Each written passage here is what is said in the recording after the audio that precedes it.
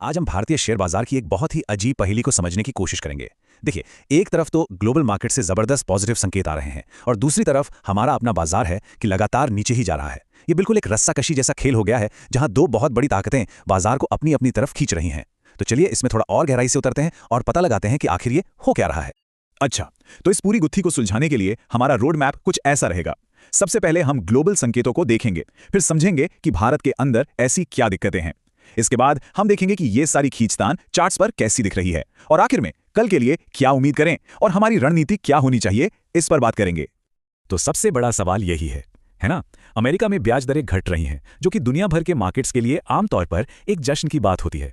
फिर भी हमारा बाजार लगातार चौथे दिन लाल निशान में बंद हुआ। ऐसा क्यों हो रहा है? मुझे उम्मीद है कि इस विश्लेषण के आखिर तक इसका जवाब बिल्कुल साफ हो जाएगा। तो चलिए कहानी को शुरू से शुरू करते हैं। पहली परत खोलते हैं और देखते हैं कि दुनिया भर के बाजार, खासकर अमेरिका और यूरोप, हमें क्या इशारे दे रहे हैं। देखिए, यहाँ एक बहुत दिलचस्प चीज हो रही है। एक तरफ अमेरिका के फेडरल रिजर्व ने ब्याज दरें घटा दी हैं। अब ये एक ऐसा कदम है जो स्टॉक्स के लिए, समझिए, पेट्रोल की तरह काम करता है। मतलब जब अमेरिका में दरें घटती हैं तो निवेशक बेहतर रिटर्न की तलाश में भारत जैसे उभरते बाजारों में पैसा लगाते हैं, जिससे हमारे बाजारों में तेजी आनी चाहिए। और हुआ भी यही। अमेरिकी बाजार तो ऊपर चले गए, लेकिन दूसरी तरफ फेडरल अध्यक्ष ने कुछ ऐसी बातें कहीं जिनसे यूरोप में थोड़ी बेचैनी फैल गई। तो कुल मिलाकर ग्लोबल तस्वीर थोड़ी मिली-जुली है, पर अमेरिका से जो सिग्नल आ रहा है वो बहुत मजबूत और पॉजिटिव है।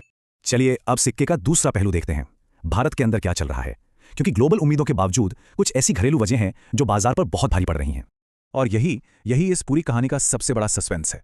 लगातार 4 दिन की गिरावट ये साफ बताती है कि समस्या बाहर की नहीं बल्कि हमारे घर के अंदर की है। बाजार कुछ ऐसी गहरी चिंताओं से जूझ रहा है जो उसे ग्लोबल संकेतों को भी नजरअंदाज करने पर मजबूर कर रही हैं। पहली और सबसे बड़ी समस्या है पैसे का बाहर जाना।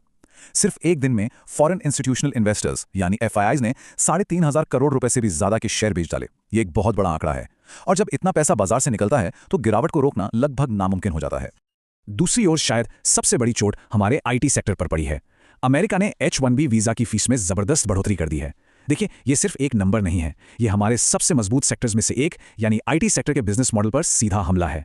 अंदाजा है कि इससे भारतीय आईटी कंपनियों के मुनाफे में 7 से 15% तक की कमी आ सकती है। और इसका असर बुधवार को बाजार में साफ साफ दिखाई दिया। बिकवाली का दबाव लगभग हर सेक्टर पर था, लेकिन सबसे ज्यादा मार आईटी सेक्टर को पड़ी, जो करीब 1% नीचे था।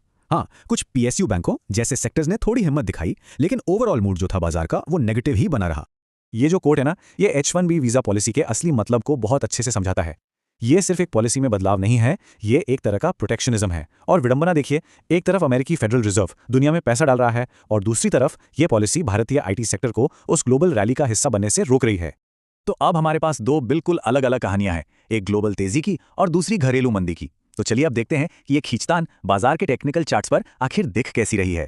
अच्छा, तो चार्ट्स पर तस्वीर काफी हद तक मंदी की तरफ झुकी हुई है।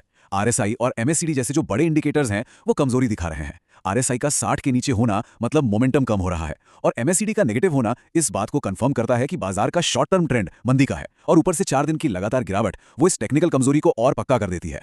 लेकिन कहानी में एक और जबरदस्त मोड़ है। इन मंदी वाले चार्ट्स के ठीक उलट गिफ्ट निफ्टी, जो हमें अगले दिन के बाजार का एक तरह से आइडिया देता है, वो 55 पॉइंट्स के प्रीमियम पर चल रहा है।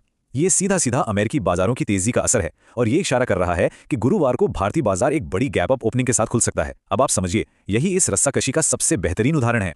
तो हम असल में इसी रस्साकशी के परिदृश्य में फंसे हुए हैं।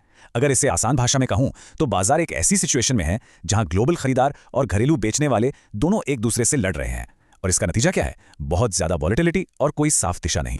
इन सभी मिले जुले संकेतों को देखते हुए अब आगे बढ़ते हैं और देखते हैं कि अगले ट्रेडिंग सेशन यानी गुरुवार को क्या हो सकता है।